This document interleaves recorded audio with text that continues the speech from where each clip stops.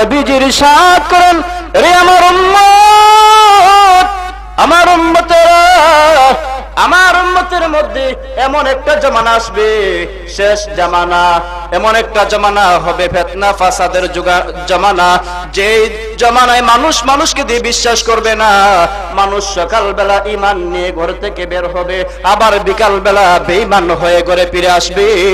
এই আমার উম্মতেরা, যখন এই জামানা আসবে রে, ওই জামানায় যদি কেহ আমি নবীর একটা মুর্দা সুন্নতকে জীবিত করে, একটা মুর্দা সুন্নতকে জীবিত করার কারণে আমার আল্লাহ রাব্বুল আলামিন তাকে 100 গলা কাটা শহীদের সওয়াব দেয়া দিবেন।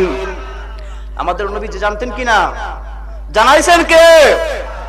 আল্লাহ হাদিস শরীফের ইরশাদ করা হয়েছে, নূর নবী যেমন বলেন, অতীতুল